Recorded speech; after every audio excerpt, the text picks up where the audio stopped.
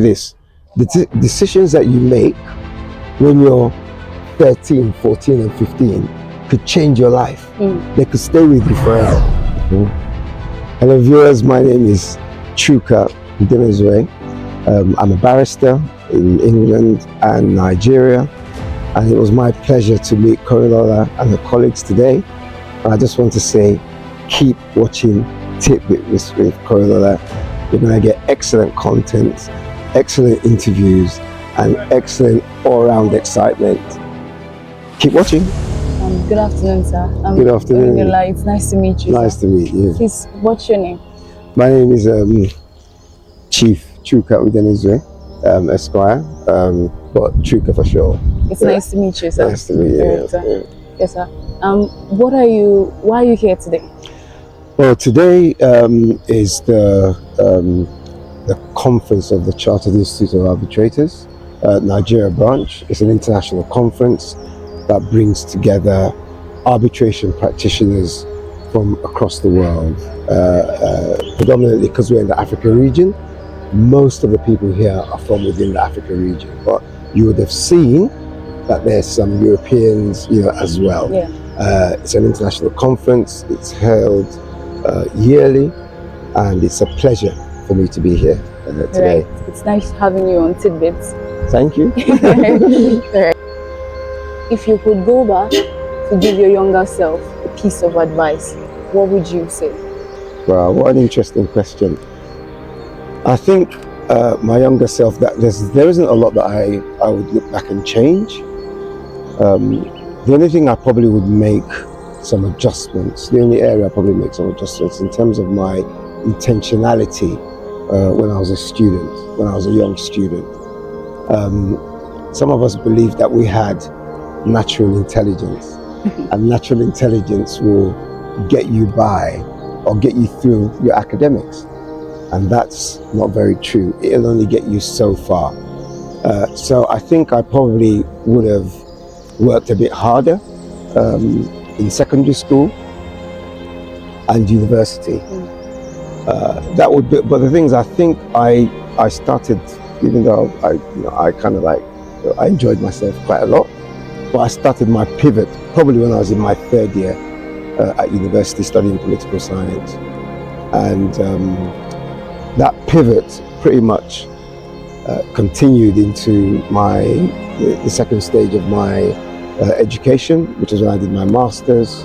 And then after doing my master's, I worked for some time and then went back to law school to study law and qualified as a barrister in the UK as well as in Nigeria. So, as I said, there isn't a lot that I'll change because I think that my trajectory and my direction helped me to be who I am today. There are a lot of mistakes that were made, as you do so naturally. But I think in terms of intentionality, it's quite important. It doesn't really matter if it's just education, right? But like what you, both of you are doing right now, is being intentional, trying to create something, right? That would pretty much stand the test of time, because when you're doing content, remember, whatever that goes as part of content is always there. You could always go back to it. Some of us during our time, we didn't have social media. We didn't have a lot of the paraphernalia surrounding social media, like your Facebook or your Instagram or your Snapchat, right? Or your TikToks. So a lot of our lives are not electronically recorded. I can't go back and show my children or my grandchildren when I have them that this is what my life was like. Well, you can do that. And that's sort of like a difference between our generation and yours. But in a nutshell, being intentional, being serious. You can actually be a serious person, right? And still have a great social life. And that's what people don't understand. You can do both. I think it's important to live when you're young. It's important for you to have a life, but at the same time to be serious, have a focus, have a goal, know exactly what you want to do. And in closing, I'll say this: the decisions that you make when you're 13, 14 and 15 could change your life. They could stay with you forever. If you're 13, for example, and you get pregnant, right? That's a decision that's going to stay with you for the rest of your life. If you're 13, if you're a 16-year-old boy and you get a woman pregnant, that's a decision that's going to stay with him for the rest of it. You see what I mean?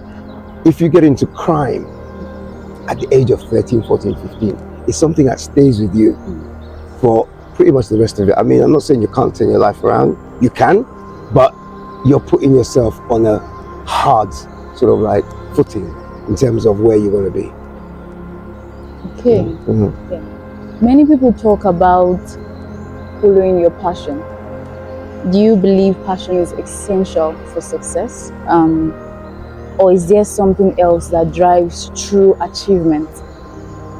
Very interesting question. Okay, very interesting question. I think it's important for you to be passionate about what you do. It is important to be passionate about what you do, but I don't think passion alone is enough. You need hard work, you need determination, and you need grit. Right? You need grit. And one of my favorite people, Denzel Washington, always says that. I'm going to give you quotes from two of my favorite, Denzel Washington and Muhammad Ali, right? Denzel Washington says that with discipline, you can start anything. Yeah? Right? But in order to finish whatever you're doing, you need consistency. So discipline to start, consistency to finish.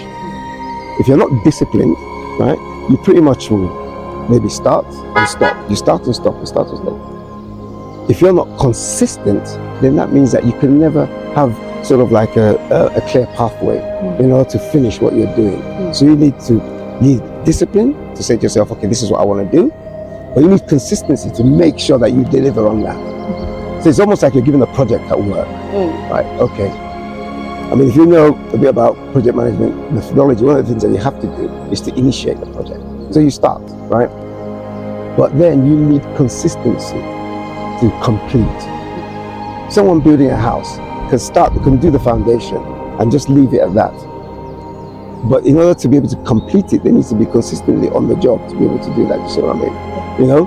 And the other thing I was going to say is like, I remember Muhammad Ali was telling his daughters, he was giving them some guidance, about life.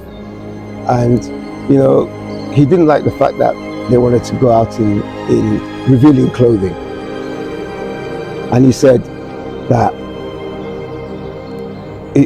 basically there's a reason why diamonds, they have to dig consistently to get to diamonds. You have to dig to get to gold. But things like copper, maybe you don't have to dig so much, that's on the surface, and that's why the value is different, right? So if you reveal everything at the first instance or at any instance, then pretty much what you're doing, you're making the world to understand that you're to a penny, you could go cheap. But if you keep certain things shielded and people have to dig deep to get to them, then it puts you in the bracket of precious stones. You see the analogy? Yes, sir. So it's sort of like, these are some nuggets, some important lessons about life, right? Be consistent, consider yourself to be, and it doesn't matter whether you're a young man or a young woman. I have sons and daughters, and what I consistently say to them is that they are precious to me. And when you grow up in a culture like ours, when I was growing up, our parents would never say, "Oh, I love you," but young people need that right now. They need those hugs from their parents. They need to be told, right? Because we live in a global world, right? Yeah. Social media, everybody sees what's happening in other places. So, yeah, I may have gone off on a tangent a bit, but I hope I answered your question. No, that's right. Yeah. So how do you approach failure now compared to earlier on in life? It's quite interesting because my answer may not be an answer that really resonates with you. But as a young person, like when I was young, I didn't know what failure meant, right? It meant, for me, as a young person, and I mean in every aspect of my life, right? And some people may see that first no as a failure, right? I've seen somebody that I think I could have, we can build something together, and they're saying no to me in the first instance. So as a young person, that was really my mindset. Now, as I grew older, right, there are other dynamics that come into play, right? Some of the dynamics are, okay, if I let's say I apply for a job, right, and I get a rejection, that doesn't necessarily mean that I have failed, right? What that could mean is that maybe there's somebody, right, who they believe is a better fit, and maybe they've actually done me a favor. Maybe that company is not the right company for me, so that is not a failure, right? Okay, when it comes to doing business, you've got to do everything within your power to understand the industry that you are in order to not only survive but to thrive. And some of us do not necessarily do the research to understand the industry. They just think that because somebody else is doing something, I'm going to jump on the bandwagon and do it. That's not how life is, because you pretty much be on hiding to nothing, right? So how you approach, because when you've done all that you're supposed to do and things don't go your way, some people may call that failure, right? But to me, what that means is, hey, I've tried, it hasn't worked out, I'm going to pivot and I'm going to try something else. So I never actually see failure. I think we're all human beings, right? But you've got, as a young person, you really, really have to understand that resilience is a key quality that you must have in your life, right? You have, because you know people are going to fail you, organizations are going to fail you, even your family is going to fail you. But how are you going to respond? It's how you actually respond.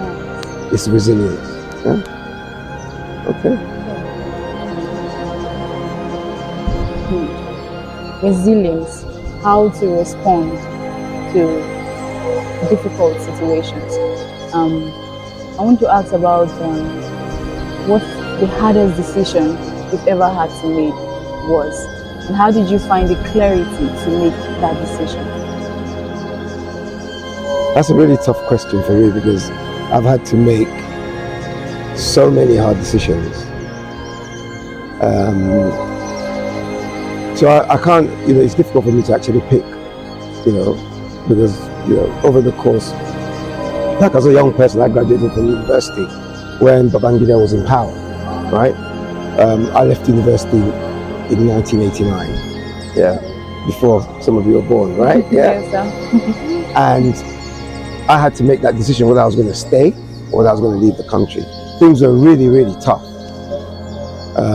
So, in a way, I can't really explain my whole journey, but eventually I came to that decision that it was more important for me to be able to leave, to do the things I wanted to do here. So, I made that decision to leave home. I was about, 22 at the time, or 21 at the time. And, going to England, a country where I hadn't been for about 10 years, it was, trying to settle in, it was tough. Dealing with new environment, different people, different mindset, different culture. But a lot of us have had to do that right now. And Japa is like the key word for a lot of in this country, right? But then it wasn't as rampant as it is today. So I think another key decision that I had to make was when I had to go back to university, to study law, right? Because I'd already had a family at the time. So that was tough, having to, mix, raising a family with, studying in the evenings. And after that, I did an MBA also as a family person. So I think, but I always knew that everything that I did, there was a plan to it, there was a strategy to it. So I didn't do anything in isolation. There was a pathway, I knew where I was going, and I've pretty much fulfilled the things that I actually set out to do. I don't know if that answers your question. It does, most definitely. Yeah. Lastly, what's the lesson you're still learning, even at this stage in your career? I think, in terms of, I'll probably say, maybe I'll sort of modify the question and I'll say in life rather than sort of like in career, because I think there's a lot of things that happen within industry or business are superficial. But when you're talking about at this stage, of my life, I mean, I'm still learning about people, believe it or not. I'm still learning about building relationships, trusting. I'm not as trusting with people as I used to be when I was a young person. I am not, and when I talk about people, I mean, it could be extended family, it could be family, it could be anybody. You have to be able to understand those who are on team. What's your name again? Sorry? Oyinlola, yeah. Yes, you have to understand those who are on team Oyinlola and those who are not on your team. If they're not on your team, they're not on your team. So you have to move in a different direction. No, there's no in between. They're either on your team or they're not on your team.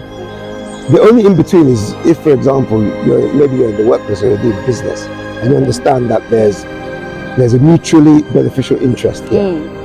But in terms of, you could, for all you know it, right, if you put people who are not on your team, instead of going upwards, you could get dragged down.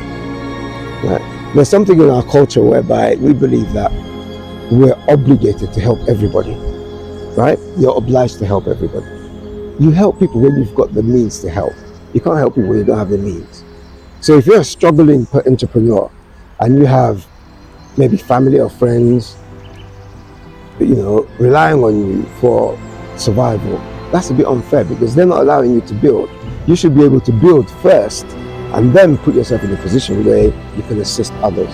Because if you are assisted while you're building, then your building is not going to get complete, right? But then there's the argument of at what point, you will know that point where you can say, this is the time, right? I'm not saying that you can't be helpful. I'm not saying that you can't be generous, but there's certain decisions that you have to understand that team or that comes first, right?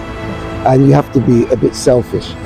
I'm not saying that you should not share your food or you should not share your space, but I'm just saying that there's certain decisions that are pertaining to your life that you have to really think.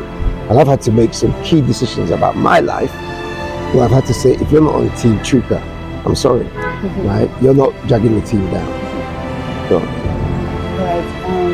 Thank you, sir. Right. It was nice having you. Yeah. Thank you for watching. If you're enjoying this video, kindly like, subscribe, and enable notifications for more inspiring stories from Nigeria and Africa. I am your host, Oyinlola.